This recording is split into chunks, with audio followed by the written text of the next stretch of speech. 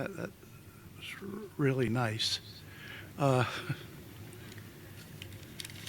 This is my speech.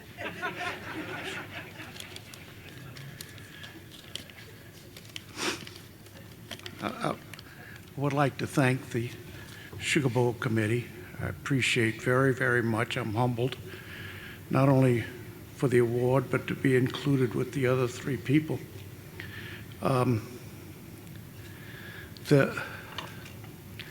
The thing that stuck out with me about the committee was that they got the part correct about players and coaches. I was not here as a player, I assure you of that. I have some alibis. I was slow. I couldn't throw, and I was small at the time. My baseball coach, I was a catcher, and my baseball coach told me one time, first of all, his nickname for me was Rainbow, because that's how my throws were to second base. He said that, he told me one time, he said, you know, they were stealing second on a regular basis. He said, Robarts, next time they try to steal second, he said, throw to third and head them off.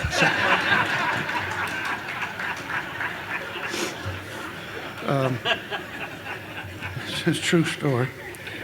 I was slow. And when I tell you these things, you can't make this stuff up. I actually hit a ground ball to the shortstop that went through his legs. The left fielder came in and picked it up and threw it to first base on one hop and got me by 2 steps.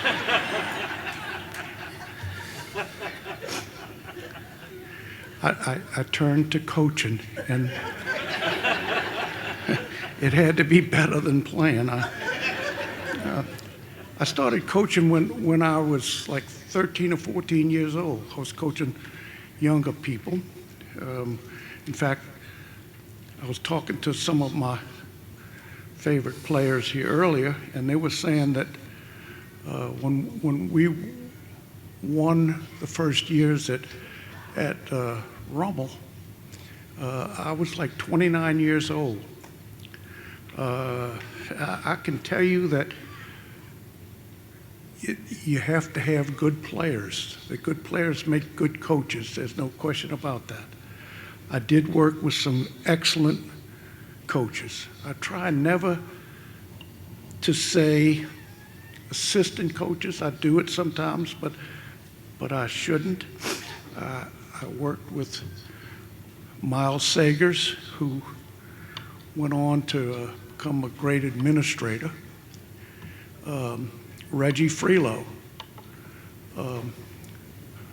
the late Ronnie Scott was one of my favorite people. The person that I learned the most from as a coach was another coach, Kevin Trower, a dear, dear friend who I was smart enough to listen to what he had to say and apply a lot of the things that he taught. He not only told me what to coach, but how to coach it. I went so far, I remember this vividly. I was at Jesuit of Shreveport at the time. That was my first high school job. And I called him up and I asked him, what do you wear to practice in high school? You know, khakis, shorts. I had no idea what you wore to practice. He was a tremendous help. And to this day, if I ever had any real X and O questions, I would go to him. Another person that I rely on is Jimmy Tollett, who is a brilliant man. If any of you ever need to find out anything about virtually anything, talk to Jimmy. He's good.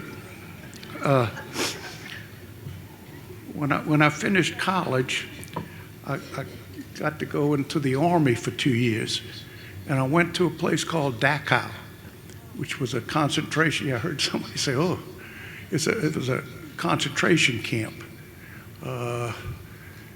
There was a stockade when I was there. I was an MP, and it was for GI soldiers who screwed up, and that was quite an eye-opener. When I was able to come back and find a job, my first coaching job was at Jesuit of Shreveport.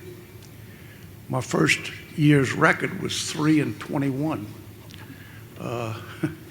You don't have problems scheduling games the next season when you're 3-21.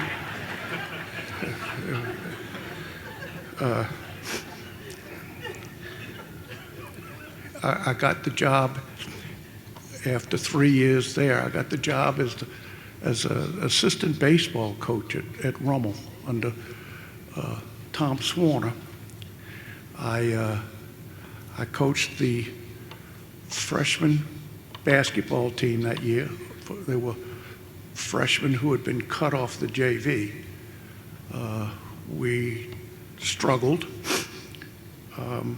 Shortly thereafter, though, I was fortunate enough to be named the head coach at at Rummel. And it was wonderful, wonderful experience there. I was there long enough to get fired, and that happens to virtually all of us, I think, at one point. And I was able to get on at East Jefferson, where one of the guys that is perhaps one of my closest friends now came aboard as assistant coach or co-coach, Ryan DeSherry, and he is now the head coach here and does a magnificent job.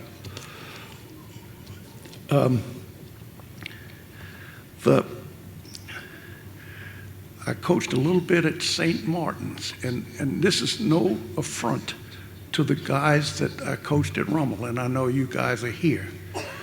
But I had a tremendous experience at St. Martin's.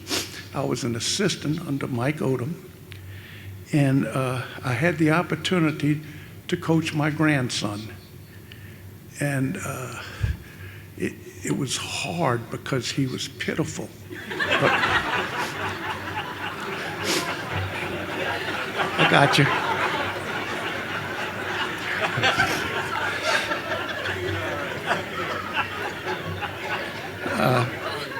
But it was such a thrill to look back on that.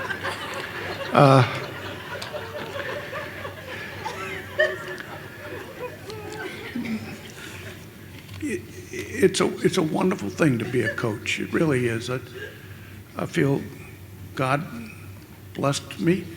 I thank my family from the bottom of my heart.